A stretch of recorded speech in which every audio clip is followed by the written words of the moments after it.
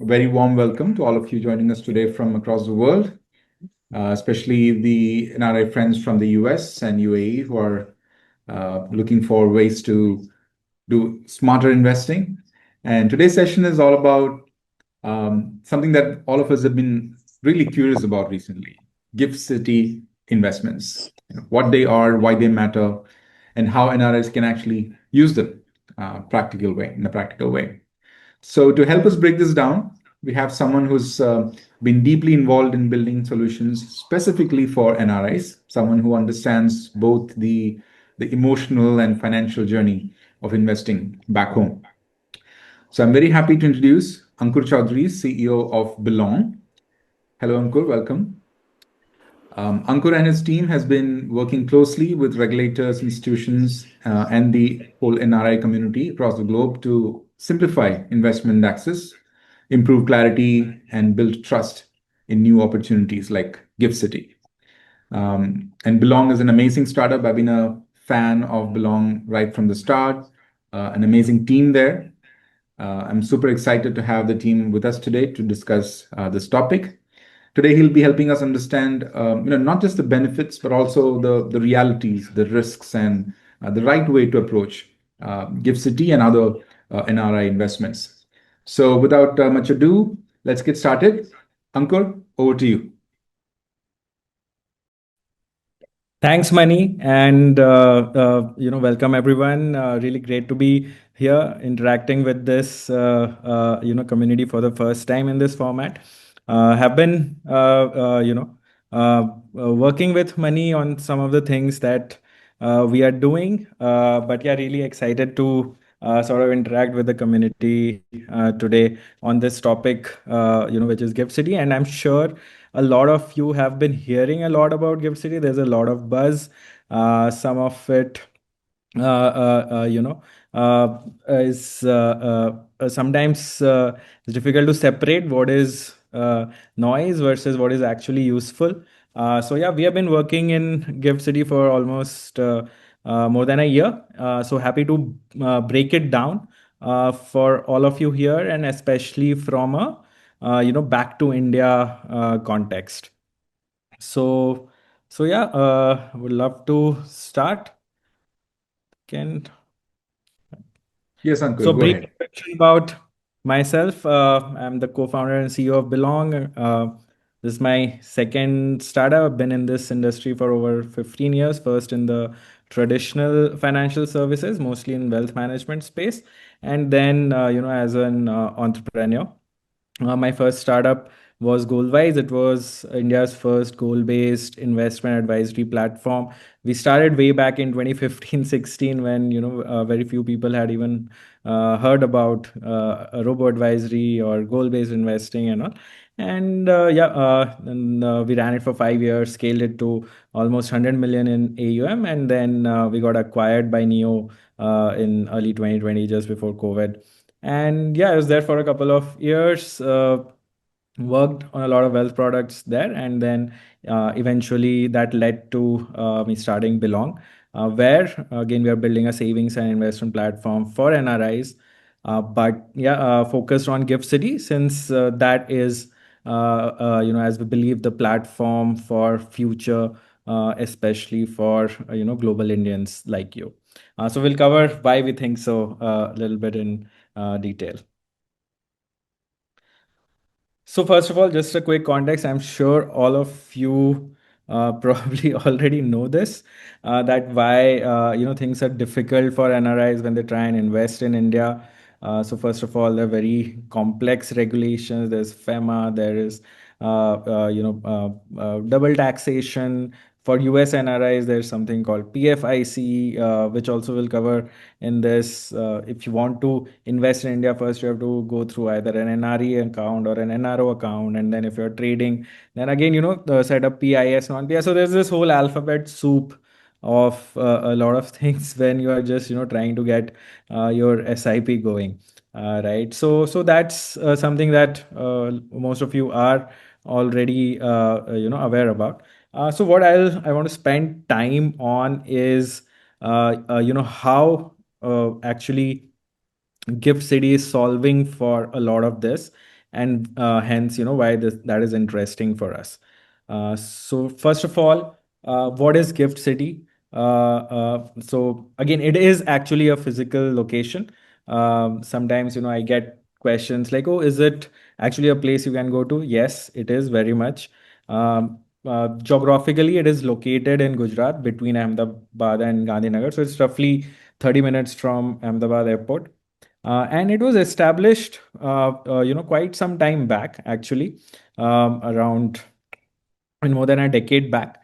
But most of the action in Gift City started after 2020 when the government appointed a Gift City specific regulator. So earlier it was under RBI, SEBI, and IRDA for their respective verticals. But yeah, in 2020, government appointed government of India, a unified regulator, a separate regulator for Gift City called IFSC, and that is when things really started moving. So again, just the basics, like what exactly is Gift City? So it's a financial services special economic zone. A lot of us would have heard of special economic zones in the context of manufacturing. They were quite popular in India. They still are. Then in the 80s there were special economic zones around setting up IT companies, and that is what led to the boom of Bangalore and Hyderabad as centers for IT services.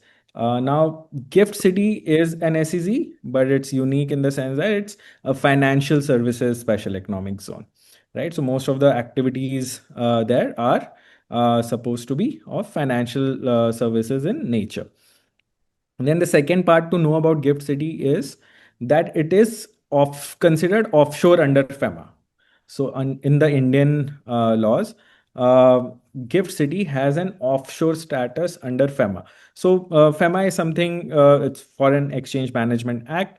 It's basically, to put it in layman terms, these are the rules and regulations that govern the cross-border movement of money. So all your rules around this opening of NRE and RO accounts, of PIS, non-PIS, all of that, what money is repatriable, what money is not repatriable, what are the limits, and all of that comes from FEMA, right? And Gift City is outside the scope of FEMA, so it's offshore. It's like an offshore jurisdiction under FEMA. So that is one of the key aspects of Gift City, which gives it its advantages. And overall, the objective with which the government of India set up Gift City is to sort of emulate global financial centers like Dubai and Singapore, uh, uh, with a very strong bias towards making it easier for foreign capital to come into India, right? So that is the primary objective with which Gift City has been set up. So while it is a gateway, for foreign capital to enter India and for Indians to sort of invest abroad, but yeah, the primary objective, of course, by the government of India is to enable more and more foreign capital to easily come into India.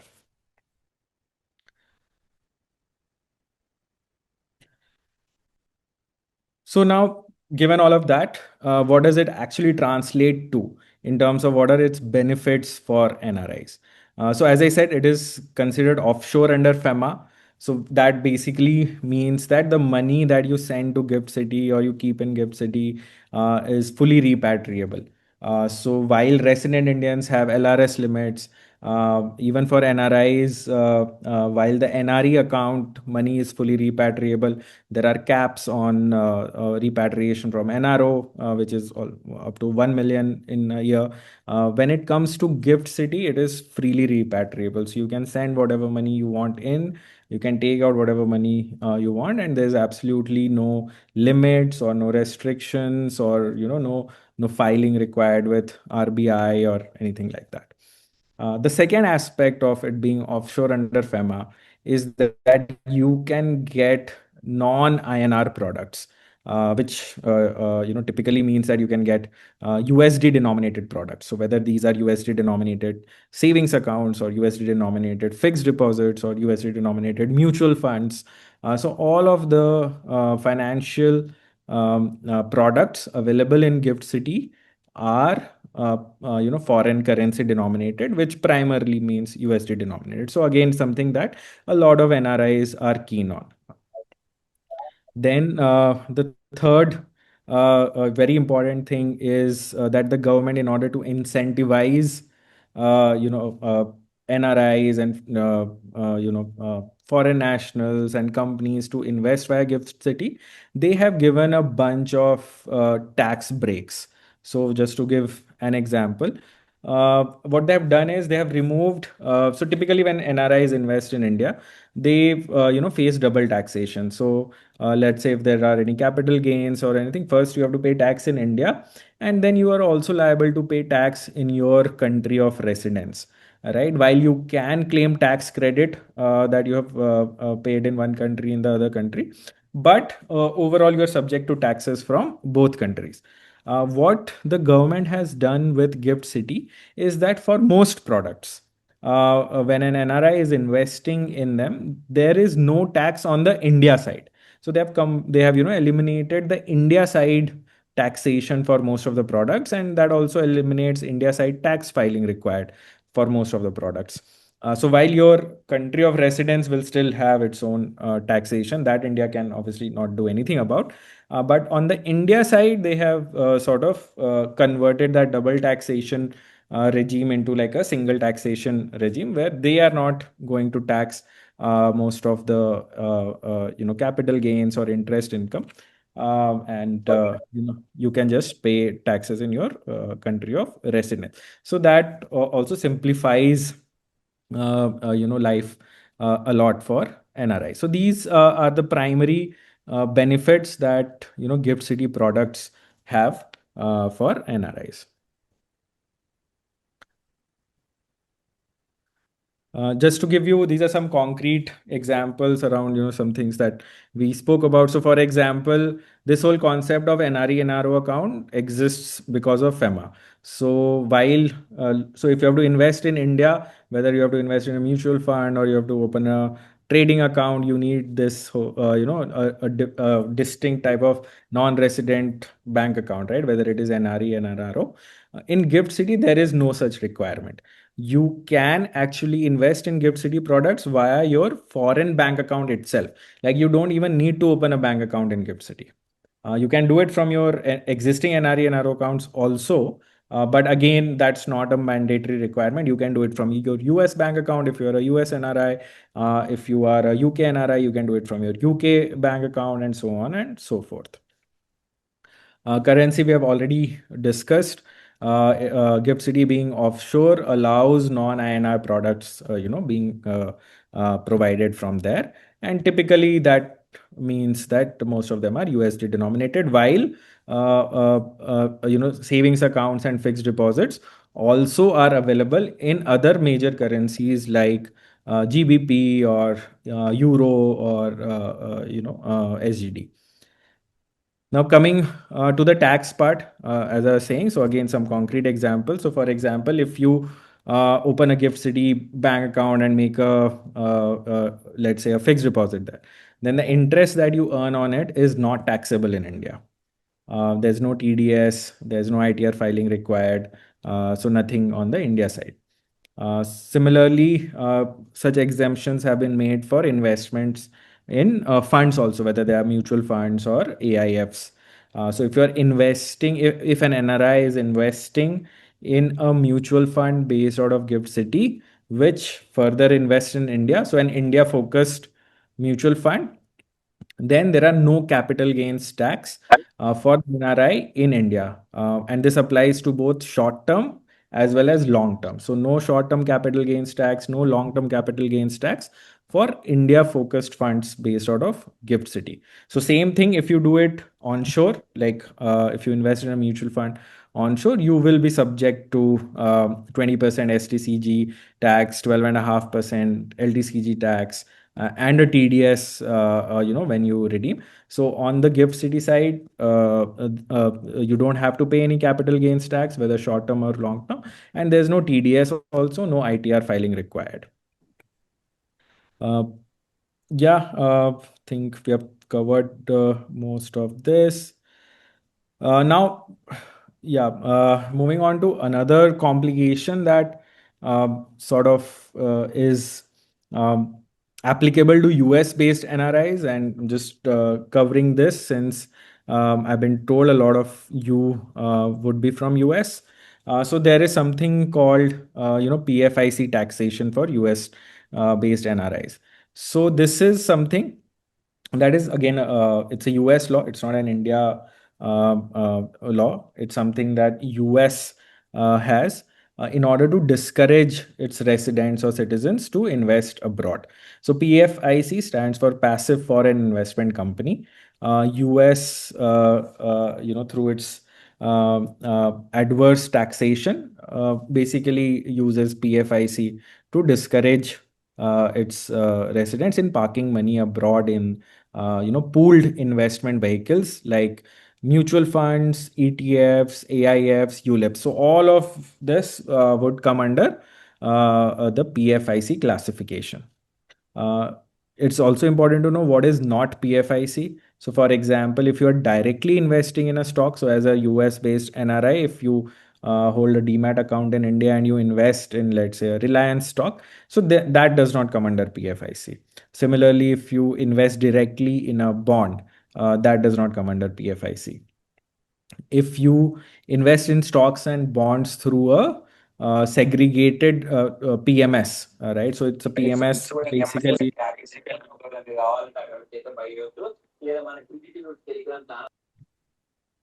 Yeah. So basically, if you're investing in stocks and bonds via PMS, so PMS generally maintain segregated accounts. So when you invest via PMS, they will open a demat account in your name, and your investments will be routed through your demat. It's not a pooled investment vehicle typically. And if that PMS, through that, basically just a professional in money manager invests your money in stocks and bonds through your demat account. So even that structure will not come under PFIC. But yeah, all other, like anywhere where there is pooling of money, whether it is a mutual fund, whether it is an AIF, whether it is a ULIP, ETF, all of that will come under PFIC. Now, what happens when you have made such a foreign investment? How does the taxation work? So here again, this is a slightly technical topic, and you should always consult a tax advisor. What I am sharing here is purely for information purposes, and don't take it as tax advice. But I'll just give you a broad idea of how this works. So if you have invested in a foreign fund, which comes under PFIC, you have three options to choose from when it comes to how to pay taxes on those investments. The first option, which is the default option, is that you don't do anything on an ongoing basis. When you redeem, so when you sell your investments, then what happens is, let's say if you have held them for 5 years, right? So, and you are selling it in the fifth year, then whatever gains you have made, right? So they will be treated as that, okay, you have made these gains over these 5 years, right? And you will be charged, like you will be liable to pay tax on this, A, as ordinary income and not capital gains, and B, it will be charged pro rata from each year. So for example, if you invested 1 lakh, and after 5 years it has become let's say 3 lakhs. So the 2 lakh gains that you have made over 5 years will be divided into 5 years. So let's say 40,000 per year, and you have to pay tax on all these sort of backlog gains also, and you will be charged an interest also on it. So it's like you have not paid your taxes.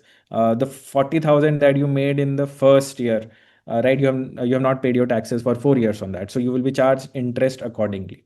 So obviously very very punitive, and can cause a huge sort of tax liability later. So yeah, the default treatment is not the best treatment. However, one place where it can become useful is that if you are going to be in the US for very short term, you can plan it in a way that you don't redeem anything while you are in US, and then let's say when you have come back to India, only then you redeem it. So then sort of end up skipping the whole thing. Again, please consult your tax advisor before trying any of this. The second option under PFIC is called the MTM election, the MTM option. And here, how it works is that you pay tax on whatever is the notional gain every year. So even if you have not redeemed anything, even if you have not sold any of your investments, right? Let's say from 1 lakh in 1 year it became 1,50,000. You have not sold it; you are still holding it, right? But you pay tax on that 50,000. So that MTM is basically mark to market. So whatever is the market value that has increased in that year, you pay tax on that. So again, not very and again, this is ordinary income tax, not you are not paying at capital gains tax rates. So again, high rates. You're paying tax even if you don't have any inflow of money, like you have not redeemed, so you've not gotten that money, you are still paying tax. And again, there is no, it's not at capital gains tax rate. So not great either, right? The third option is called a QEF option, which is qualified elected fund. Here, what happens is, I mean, if this option is available, then this is the best option to use. Here, what happens is that for this, you break like the fund that you are investing in. If that fund gives you a account statement that clearly breaks down your ownership down to the level of individual stocks, and it clearly apportions whatever gains you have made into realized and unrealized gains at the stock level, then you can pay taxes only on the realized capital gains, and you pay tax at the rate of capital gains tax and not as ordinary income, right? But this is only possible if your fund shares that information with you, and most of the mutual funds in India do not do that, because it is very expensive for them to maintain that kind of reporting for each investor. So again, it's not available for mutual funds that are there in India. However, AIFs, alternate investment funds, which are very sort of high ticket size funds, right? So minimum is on the GIFT City side, it's 150,000 USD. On India side, it's I think 1 crore INR. These funds, some of them provide these statements. These are called K1 statements, because they have smaller number of investors, the ticket size is higher. So from a cost perspective, it still makes sense. They can absorb that cost, so they can set up these kind of accounting systems where they can give you very pinpointed statements. So that's PFIC for US based NRIs in a nutshell. There's no there's no silver bullet for it. Most of it is punitive taxation, and hence it is something that all US based NRIs should consider before they just continue their SIPs after moving from India, or starting fresh investments when in US.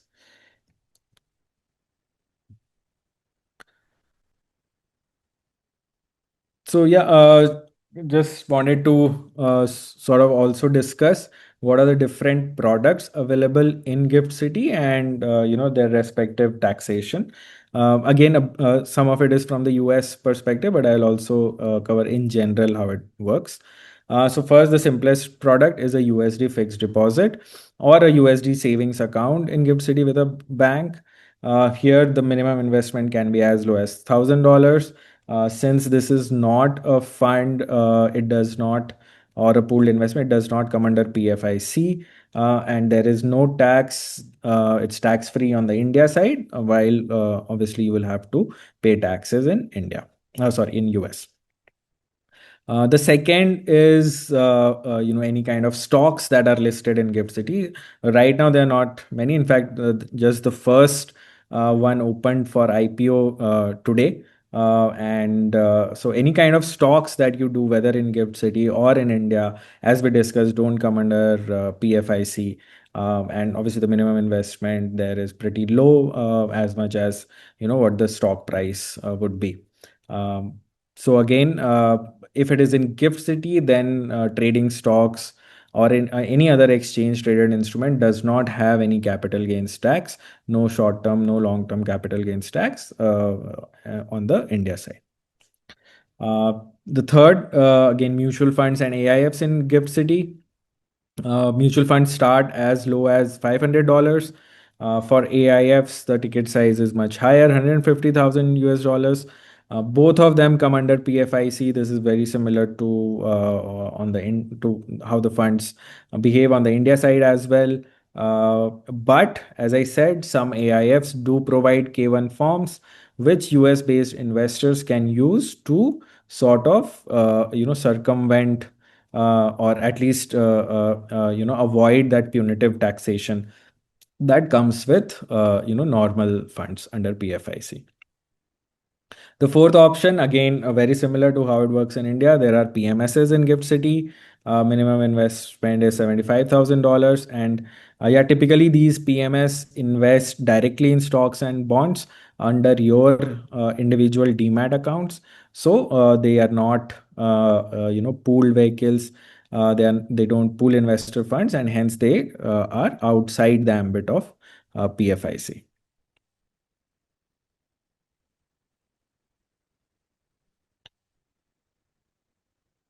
Yeah. So let's say now, these are different products that are available. Let's say you have invested in one or more of them. What happens when you return to India? And again, this is the back to India community. So I think this is something that is on everyone's mind. So again, here, some of it is straightforward. Some of it is not so much. So I'll just, clear how it works here. So let's say if you have USD fixed deposits. Let's take the easy case first. So here, let's say you have USD accounts or fixed deposits. So these work very similar to having like an offshore account. Let's say, very similar to how it would be the case, if this was a US bank account, right? So whatever money is lying there, you can keep it. If you have made any FDs, they can continue. In fact, whatever money is lying there, you can keep holding it as cash, or you can keep making fixed deposits from them. And any interest that you earn till you are an NRI is exempt in India. But after you return, then obviously the taxability of that interest changes. But you can keep maintaining these accounts and this cash in there. There is no requirement of bringing them back to India. So that's something for everyone to keep in mind, because one of the things that when you are moving back to India, you want to plan it in a way that you don't have to convert everything in INR. So Gift City provides a very good way to do that without you being on the US soil. On the other hand, when it comes to, let's say, mutual funds and AIFs, so there are India-focused mutual funds in Gift City. They are only allowed to take investments from NRIs. So if you have invested in them while as an NRI and then you become a resident Indian, then you will have to redeem from them.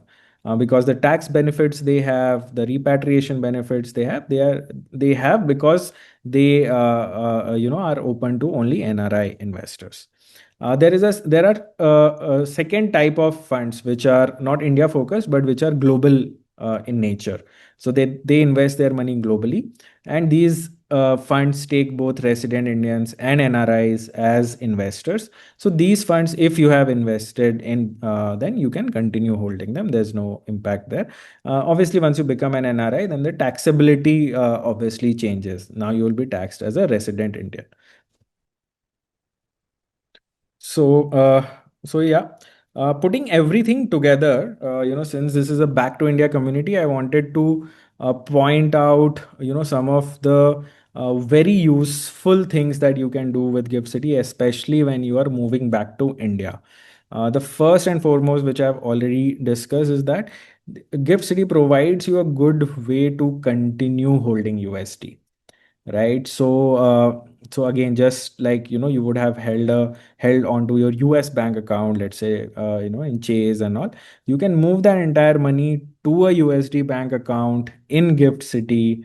It can be an Indian bank, it can be a foreign bank. There are almost 28 banks in Gift City that are operational now, and you can continue holding this USD, right? And there is no mandatory requirement to sort of move it to bring it back to India. So you can so this gives you a very good way to sort of still hold, when you are moving back, you don't have to convert all of your money into INR in one go, and you can sort of phase it out, and periodically maybe you can keep bringing it back as per your needs.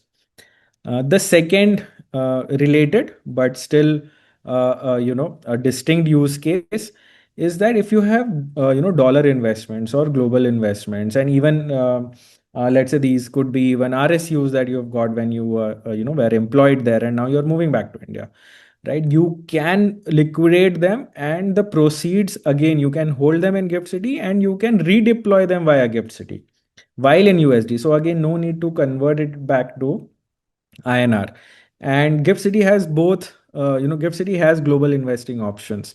So you can redeploy that money, in global stocks and ETFs. So for example, you may be holding NVIDIA RSUs, and now you're moving back. You want to liquidate some of them. You don't want to have a single stock exposure, to that extent. So you can liquidate some of that and keep the money in Gift City and put it in, let's say, an S&P 500 ETF via Gift City itself. All right, so all of that is possible. You don't need to sort of limit yourself to Indian investments or bring your entire capital back to India. The the other two benefits, slightly lesser known, but very important for people coming back to India, would be that if you are investing in global mutual funds via Gift City, then you don't need to file Schedule FA, which is basically foreign assets, when you become a Indian resident, since these mutual funds are technically on Indian soil. So you don't need to, and Schedule FA is an ITR requirement. It's not a FEMA requirement. And for ITR purposes, Gift City is very much on Indian soil. So you don't need to file Schedule FA. More importantly, and this is something some of you might know, but not all of you might know, that US has a concept of estate tax, which is like inheritance tax, right? And for non-residents of US. So let's say you were in US, now you have come back, so you have become a resident of India, and so you are a non-resident of US.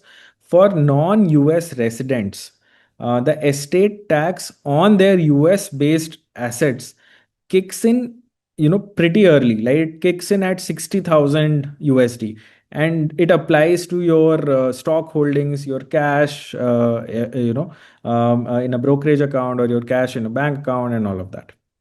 So it may not be very wise for for you, once you have become an Indian resident, to keep holding a lot of assets in US, because this estate tax applies on all of that. It starts at, I think, 20-25% and can go up to 40% depending on the amount. So if you have, like, let's say, millions of dollars, maybe 1 or 2 million, it can be as high as 50-60%, right? And that's like it has nothing to do with capital gains or anything. It's just inheritance tax. So if something happens to you, your family, when they inherit this money, like let's say 30-40% will be taken by the US government of the whole amount, right? So you don't want to leave a lot of assets in US, once you're not a resident of US. And again, Gift City is very helpful here, because when it comes to all other laws except FEMA, it is as good as being in India. So that from an inheritance tax perspective also, Indian laws applies, where there is no estate tax, no inheritance tax. So all your USD bank accounts in Gift City, or USD deposits in Gift City, or even USD mutual funds in Gift City will, even if they are holding, even if they're investing globally, will be outside the purview of this estate tax. So yeah, these are couple of very useful ways in which NRIs coming back to India can utilize Gift City. So yeah, I've been going on for quite some time. That was the material that I wanted to cover around Gift City. Just a quick introduction, about Belong, and then I can open the floor for questions. So Belong is a Gift City, investment app for NRIs. We launched about 6-7 months back. We are licensed in Gift City by the government of India. We provide USD fixed deposits and mutual funds for NRIs. On our app, we've crossed about 6 million in AUM, growing almost 30-40% month on month. And yeah, we have more than 20,000 NRIs on our platform from close to 40 countries. Uh, yeah. If anyone is interested in using Belong for their investments, it's a 100% digital onboarding journey, provided you have Aadhaar. So that is as per IFSC's or Gift City's regulatory guidelines for digital onboarding. Currently, it is sort of limited to NRIs who hold Aadhaar. But yeah, apart from that, it is pretty straightforward. Download the app, you create your account, upload your documents, verify your KYC using Aadhaar OTP, and then you can transfer funds to your Belong wallet and start investing. So yeah, happy to take questions from the community. Money, over to you. Great, wonderful, wonderful. Thank you. Thank you so much, Ankur. That was quite insightful. Yeah, we do have some questions in the chat, and I'm also sure there are people who would want to maybe come on voice and ask their questions. One question from Ketan Thakkar is this a good investment option for US citizens living in India? So US citizens who are taxpayers in India specifically, I think that's what he's intending. What happens to Gift City investments that were done by a US citizen before moving in India, and what happens after he is a tax resident in India? Do you have a answer to that, Ankur? Yeah, I think this part covers that. Like, what happens? Let's say if you made your investments while you were a non-resident, and then you become a resident. If these are accounts and fixed deposits, they can continue. The taxability of interest will change, but you can continue them. If these are India focused mutual funds, so since they can only take NRIs as their investors, once you cease to be an NRI, you will have to redeem from them. If they are global funds based out of Gift City, they can take both NRIs and resident Indians as investors. So there also no change. You can continue holding them. Again, the taxability changes as per your residence. Got it. I hope that answers his question. Another one from Naresh is, what's the difference between Gift City FD and FCNR FDs? Yeah, good question, actually. So both are USD denominated, so very similar. While the differences are, see, on the India side, as per regulation, an NREFD or an FCNR FD, both, they can have only a minimum duration of 1 year. They can't be shorter than a year, right? And if you invest, let's say, even if you invested in a 1 year FCNR FD, but for some reason you wanted to liquidate it in 6 months or 9 months or even 11 months, right? As per regulations, you will not get any interest on that. While for a Gift City FD, there is no such restriction. In Gift City, you can get a USD fixed deposit for a duration as low as 7 days, and it can go as high as even like 5 years and above. So duration is a duration and no lock-in of 1 year. These are the two main differences between FCNR and USD fixed deposits in Gift City. Loud and clear. Thank you. Another one from Rohit is why Belong is still on Swift transfers, which takes 6 to 7 days of transfer. Yes. No, that's a valid thing. We are working hard to sort of, enable other rails. And in some countries we have. So, for example, in UAE, we are no longer reliant on Swift. But yeah, this is something that, we have to solve country by country. So in the next 3, 4 months, we'll be, having local transfers enabled for Europe, US, and even Singapore and all. But yeah, it's probably going to take like 3, 4 months since you have to sort of build those rails country by country. Yeah, and just to add to that, nowadays Swift transfers are thankfully taking about 1 to 2 working days to Gift City at least. So that's a bit of a relief. Yeah, and we have seen our customers. So we have customers from US and all and UK and all where the remittance apps are very popular, and our customers have transferred money via remittance apps like Wise and Remitly and all, and those have been like I think slightly cheaper and faster than doing it via their bank. Perfect. Another question from Rahul is, can I continue to hold money or investments in Gift City once my status changes from NRI to resident? Yeah. So as we were discussing, if it is a India focused mutual fund, then you cannot, since those funds are only allowed to take NRIs as customers.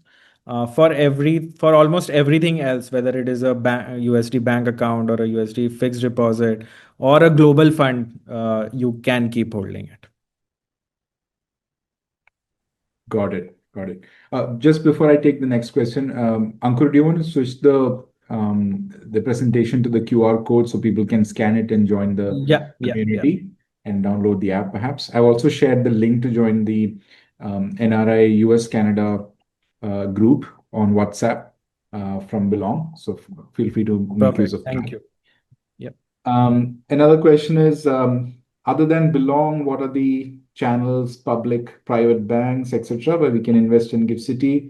What is the overall process and documentation required? So Yeah. perhaps maybe the difference between Belong versus others, perhaps, Ankur. Yeah, makes sense. Makes sense. So, so you can, let's say, if you wanted to open a USD fixed deposit, which is one of the popular products on our platform. So today you can approach a bank also directly. The difference will be that most of the banks don't have a digital onboarding process today. It is something that we have invested a lot in, building that tech and that digital experience for our customers. So that is one of the big differences. Most probably the bank might ask you to do KYC in an offline way, either courier them paperwork or get documents notarized and all of that. So while on our app, it's 100% digital if you have access to Aadhaar. So that is one. The second is that on the Belong app, you will get access to all the Gift City products, not just banking products, but also investment products. And as I was mentioning, there is it's a historic moment for Gift City today. The first IPO has opened up, so that is also available. So yeah, while banks may restrict you only to accounts and deposits, on an app like Belong, you will get all the products. And also, we have probably the best interest rates in Gift City currently. You can get up to 6% in USD FD as interest, which again, most of the banks, are much lower than that, much closer to like 4% maybe. Got it. Got it. And I would like to add just a personal anecdote there as well. Like, as someone who's tried Belong's platform, be it the website and the app, like Ankur said, they've invested a lot and it shows. I mean, the whole experience is so seamless and beyond seamless, it's very delightful. It has a very nostalgic feel to it. And, as an NRI, I'm sure you would appreciate it. So please go check it out. It's very simple. I know it sounds very cliche as well, but it's actually really good. So I would encourage all of you to go check it out. We'll go to the next question.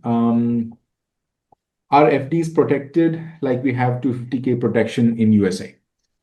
Straightforward question. Yeah, so that's a good point. So currently, so like India has a DICGC insurance on deposits, which is up to 5 lakhs INR. Now that does not extend to Gift City today. And part of the reason is that amount is very small to actually make a meaningful difference. So, the regulator is in talks to sort of bring that kind of insurance, but with a meaningful limit. We are hopeful that something like that should come by this year. Currently it's work in progress, but having said that, these banks are sort of regulated not just by IFSC, which is the gift city regulator, but also in a way by RBI, especially if it's an Indian bank, and ultimately the government of India. From that perspective, they're pretty safe with respect to customer deposits. Like till date, like even if in extreme situations, whenever something has happened, RBI has always ensured that the customer deposits are safe. So from that perspective, I would say that they're pretty solid. Got it. There's another question which kind of has been addressed already, maybe partially, but probably you can take another stab at it. And that is, are the interest offered in Gift City USD FD comparable to a FCNR or an RFC? Yeah, so actually, these are the same banks. So, like, on the India side, you have your HDFCs, ICICI, IDFC, RBL, and all. So, same banks are there in Gift City also, and providing, similar deposits. The rates can be slightly, they are in the same ballpark, I would say. They can be slightly different because the tenures are different. So, for example, as we discussed in Gift City, the tenure can be as short as 3 months, 6 months, and all. So, sometimes because of that also sometimes the rates are different. In FCNR there is a lock-in of 1 year, so that adds a slightly different angle, but so there could be like maybe like a half a percentage difference sometimes here and there, but roughly in the same ballpark. Perfect. One more question, and that is from Dilip Gopalakrishnan. Can people liquidate and redeploy their USD assets into Gift City after they have moved to India? And can they do it in RNR phase? Can they do it in ROR phase? Yeah. Yeah. So you can do it in both the phases. The taxation will be more lenient in the RNOR phase than in the ROR phase. So RNOR is resident but not ordinarily resident, versus ROR is ordinary resident. So the taxation in RNOR phase is that India doesn't tax global income, whereas once you are a full ordinary resident, then even your global income is taxable. So tax treatment will be lenient in RNR, but in terms of whether you can do it in both phases, the answer is yes. So let's say you have become a resident, you had something, let's say some investments in US, you can liquidate that, move that money to your Gift City account, and reinvest that. There are some once you become a resident, there are some restrictions around doing this. So, for example, there is a 180-day rule. So, after you have become a resident, and let's say your money was invested in US stocks, right? So, if you have liquidated it, you cannot keep holding on to the liquidated cash for more than 180 days. You have to redeploy it, failing in within 180 days, failing which you have to bring it back to India. So if you have changed the form of the asset holding, basically, then you can't keep holding on to it indefinitely. You either redeploy it into a similar asset, or you bring it back to India after 180 days. If it was originally held in the same format, so for example, if it was just cash in a bank account, that you can keep holding indefinitely. But if you have changed the form of it, then that 180-day rule starts applying. So again, this is something I would again saying for general information, just for conceptual understanding. If you have a slightly a complicated query or question, I would recommend or refer you to a good NRI tax expert on this. Wonderful. There is a technical question, I think, from Srikant Jandiala, and he mentions that he's unable to find the 6% interest rate on the app. I believe Savitri has already clarified it, but do you want to maybe just clarify Yeah, I that think as it should be available. Maybe if there's some issue, we can take it offline. No, just the amount had to be put, so he's just put in the Oh, amount. okay. Yeah. Got Yeah. it. Got it. Yeah. Perfect. Wonderful. Great. Rahul is asking, can I move USD cash between FCNR and GIFT City or vice versa during NRI status and after becoming resident? I mean, that's already addressed, but maybe if you want to just clarify. Yeah, as NRI, definitely you can move from FCNR to GIFT and vice versa. As a resident, you will not be able to make a fresh FCNR, so that I don't think will be possible. If you have an existing FCNR, once it matures, then and you are a resident, can that be moved to a GIFT account? Yes, it can be moved to a GIFT account, but I think vice versa will not be possible because the bank will not allow you to make a fresh FCNR once you have become a resident. Cool. We have about 5 more minutes, so we'll just wrap up. One question from Chalam is, as a USC residing in India, that is a US citizen residing in India, RFC is taxable. And if I do the same thing in GIFT City USD FD, I'm interpreting that there is no tax in India. Is this right to assume? Or this No. See, the taxation is as per residency. India's taxation is all around residency. All the statements that I made were for non-residents. So if you are resident in India, irrespective of your nationality, your taxation will be of a resident Indian. So even if you make a GIFT City USD fixed deposit, it will be the same as RFC. Got it. Cool. I think in that case, we've wrapped up all the questions that's come in chat. But yeah, there's one more that came in. Okay, sorry. So I've left the links to join the WhatsApp group. So if you have more questions, feel free to ask there. And also the getbelong.com website. Ankur, if you want to switch to that tab, has a lot of tools that you can make use of as an RX, like calculators and status checker tools, and an amazing blog with a lot of insightful content as well. I strongly suggest that you check it out. But yeah, overall, this was a great, amazing, insightful session, Ankur. Thanks for hosting this with us. Like I told you, being an NRI is difficult, and all these topics make it a lot more easier for NRIs who want to move back to India, make their journey less anxious. And investments is one such topic. And I'm sure there will be a lot of follow-up questions to this as well. A lot of folks pinged me saying they weren't able to join the webinar because of the timing, and they were asking for the recording session. I'll be doing that on the YouTube channel. We'll share the link with you as well. But yeah, thanks a lot for doing this. Before we wrap up, do you want to end up with any CTAs, anything that you want to share? Yeah. Thanks a lot for organizing this, Money, and it was great interacting with the Back to India community. And do check out Belong at getbelong.com. And if you have any questions, feel free to route it to them via Money, or you can join our WhatsApp group where we discuss a lot of these things. It's mostly centered around investments and Gift City, etc. So feel free to join that.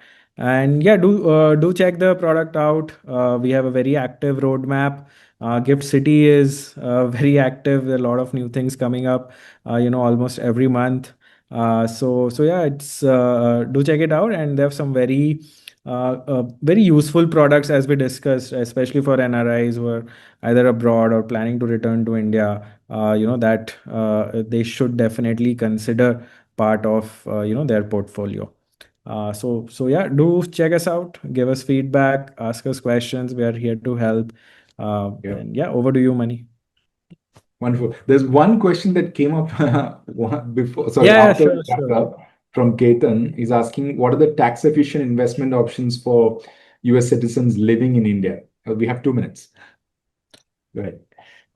See, for if you are resident in India, it doesn't matter. Like from a gift city perspective, it doesn't matter you are a US, whether you are a US citizen or not. For you, I think Indian mutual funds, or even let's say PMS. I think a PMS or direct stocks or AIFs that give you K1 statements would be the most efficient, because since you are a US citizen, you also come under the whole PFIC thing. So yeah, it's a little life is a little complicated from that perspective. But yeah, that's the best I can tell. So either you go for a PMS or any AIF giving K1 statements, or maybe direct stocks and all, if you are into that.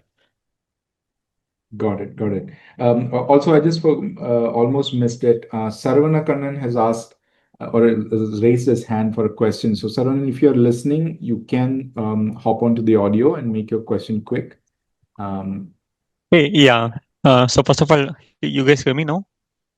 Yes, Yes, please go Yeah. ahead. Yeah. So thank you for this meeting. So see, being an NRI from US, it's always challenging because of all this PFSC and everything, right? In India, we pay tax only if sell the stocks or something like that, right? But this PFSC is really confusing. Even if you sell or doesn't sell, we have to keep informing about all the assets, and we have to keep paying tax for all the gains which we are making per year, right? Correct me if I'm wrong. Yes. That's Yes. PFAC. Yeah. I mean, that's the most. So in 2 out of 3 options that you have under PFIC, that will be the case. The third option is only possible if your fund, has that reporting structure where you will get like a full drill down of your ownership to the level of individual stocks, which which none of the mutual funds have. Only some AIFs have. Okay, so basically we should choose investments which says PFIC no, which says PFIC no, right? We should That is choose. the best. So, that is usually like if you're investing in stocks directly or bonds directly, or if you have a PMS via which you are doing that, then those will not come under PFIC. Or if you invest in an AIF which gives you a K1 statement, like that drill down statement, that is still under PFIC. But with that drill down statement, you only need to pay tax on the realized capital gains under your name, and not on the rest of it. Okay, so do you have any examples of those funds in Belong actually? Okay, Yeah, this is the those fund. are yeah, those are AIFs. So ticket size is 150 K USD. So they are not lower ticket size. But yeah, some examples. For example, out of Gift City, Aditya Birla has a India focused fund which does that. HDFC has I think 4 or 5 AIFs that give you K1 statements. Motilal Oswal does. So we are in the process of partnering with. We are partnered with them. We are in the process of making them live on our app as well. And there it will clearly say that it provides K1 statement and all. And whenever you are also evaluating any AIF, you should always ask them this question: that do you provide K1 statements? For my tax filing. So yeah, those are some of the examples. Oh, Yeah, and okay. I'm So just basically going it to is. quickly jump in since you asked about the products. I've just put in our support ID, Sarvana. So if you're Mm-hmm. interested in the AIF list and interested in AIFs, then you can just email us. because AIFs, by regulation, we are not supposed to market it given the ticket size and all of that. And once you email us, we can share the list and how you can invest and all of that. Yeah, Yeah, you thank you, can. thank you. Yeah. Sure. But it is 150,000 per AF. It's really big amount actually. So hopefully, Yeah. being from EOS, I think we should start investing once we return to India during RNOR phase. Probably we can pull the all US dollars and put it in Gift City. I think that's the best option. Yeah. I think, Yeah, right? the other thing that you can consider is investing via PMS. So there also ticket size is, I mean, it's not retail level, but it's half of AIFs. But that will also allow you to get around the PFIC thing, or do direct stocks if that's something that you are interested in. But obviously that has its own problems and high maintenance in a way. Yeah, got it. Okay, yeah, I'll just reach out to the support. Thank you so much. Yeah. Yeah. Cool. So we are right on time, overshot by 4 minutes, but we covered everything. So thank you once again, Ankur and the team, for this insightful session. I'm sure many of the participants got to know what Gift City actually is and practical ways to invest in as an NRI. And like I told you, we have an amazing website, blog, and other tools on the blog as well, which could be made use of by NRIs. And we also have an amazing WhatsApp community. I've left the URL in the chat. I'll also be sharing some of this stuff again in the group, so those who missed the webinar can follow up. I have a hunch that we might be doing another session soon as well to cover for the rest of the hemisphere. But thank you once again, everyone who joined, as well as Belong team. Thanks, Mani. Thanks, everyone. Yeah. Thanks a Bye. lot. Bye. Have a good Bye-bye. Bye.